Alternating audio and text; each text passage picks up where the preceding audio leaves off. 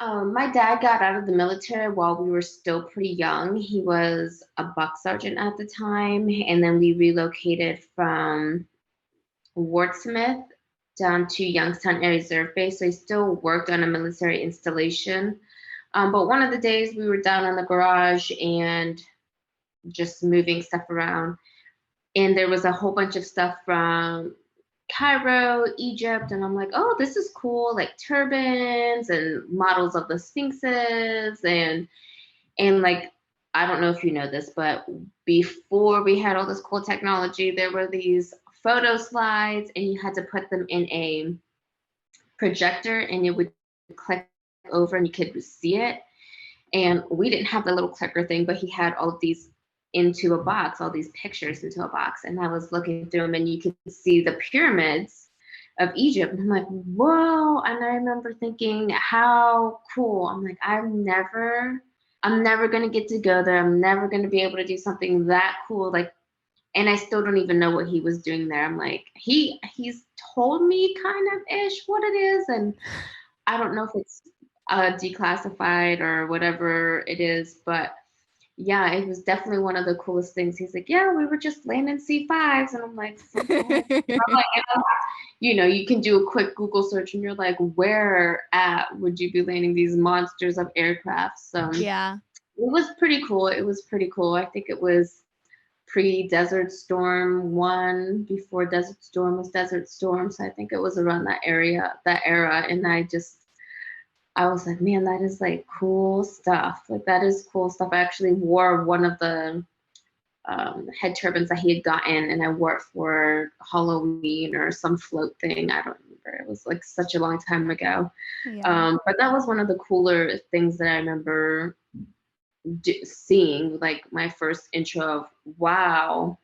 Like my dad's just not a firefighter. Like wow. Like he's Sure. actually gone and seen the world. Wow. Like I grew up in a small town, so seeing something that profound is, amazing even now as an adult. Yeah. I love to go to the Air Force Base.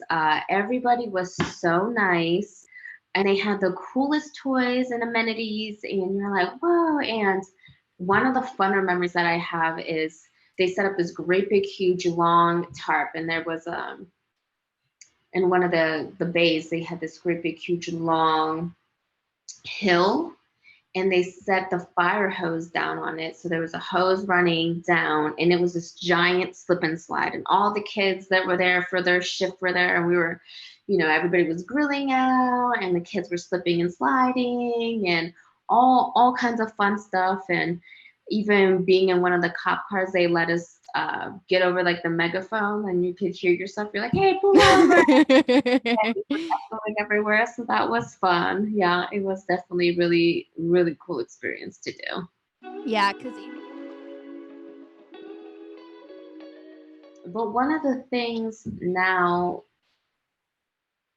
thinking about it, when 9/11 happened and my mom came to the school to come and get us, and my older sisters, Alana was already in the army, and we were like, what's going on? And they shut the base down and they weren't allowed to leave and they were held over. And so it was just like a world of panic yeah. because we're like, what's gonna happen? And then they're seeing these planes fly over and they're getting called out to the flight line because one of these aircraft that are in the air is not going to be able to land where they need to be. So they have to go out. And so, hearing the concern in his voice was definitely scary.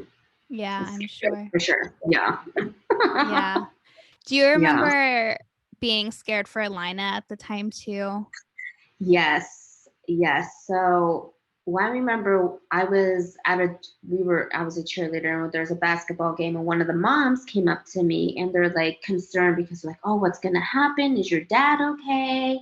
Yeah. And all these other types of things. And I'm like, yeah, we're just really concerned for Lina. Yeah. And Lana's out there, our friend Bobby was out there, and like a couple other people, and like I feel like her whole class just went to some part of the military. And so then the mom, this grown woman, starts crying. She goes, "Oh my God, I Oh, forgot all about Selena."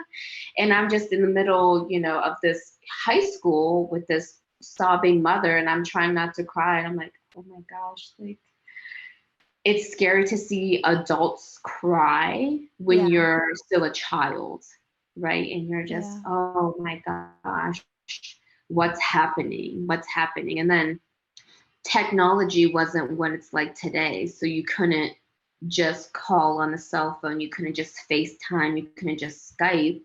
So a lot of it was just snail mail and just waiting to hear back where she was at, what they were doing, who they were with.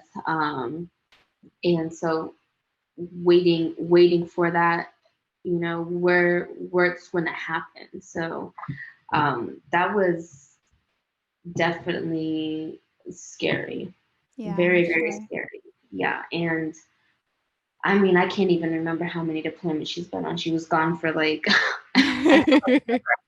like Yeah, we got to go to one. By the time she came back, I had graduated high school and I was in my first year of as a freshman, and we got to take like freshman courses together. And then it was like she got to take one course one semester and then she was gone again. And I'm like, oh, like it was kind of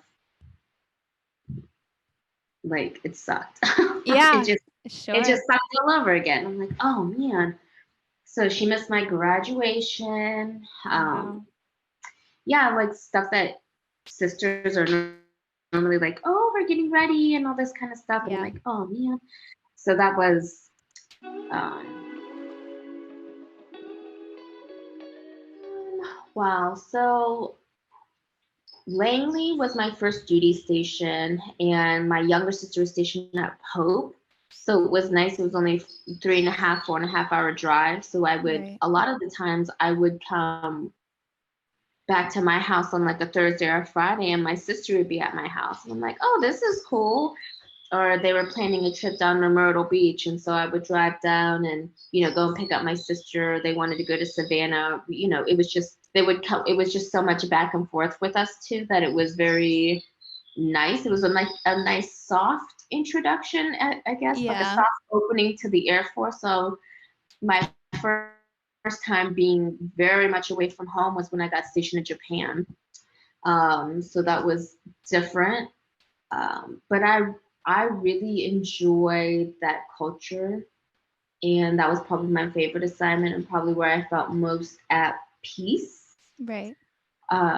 Hawaii was my next assignment. I was at Hickam for a while, and even though I really enjoyed it, it still wasn't the same. I had a lot of challenges there, and a really good mentor who really did get me out of my comfort zone. So it was a lot of work, Yeah, very much a lot of work. I made 2 ranks there, so I'm very blessed that I had Hickam as an assignment, but it was a lot, yeah. And then Mina, I never felt at home. I never got in a rhythm. That's in North Dakota. I just never felt like that was my jam. And then here we go, 17 months later, I'm in Randolph in San Antonio, and I have family here that's extended family, and I get to hang out with my cousins. And normally I would only be able to come back to San Antonio for a TDY and be there for like a few days. So now I'm here permanently for a while, right? Permanent yeah. ish in Ish, some kind form of. of permanency. And so it's nice to reconnect with that side of my family who I don't get necessarily able to see a lot. And Yeah. they're very, very welcoming, obviously. And when are you coming over for lunch? When are you coming over for dinner? It's very nice. So I would say probably Langley and here, San Antonio have been the most that I felt at home for sure.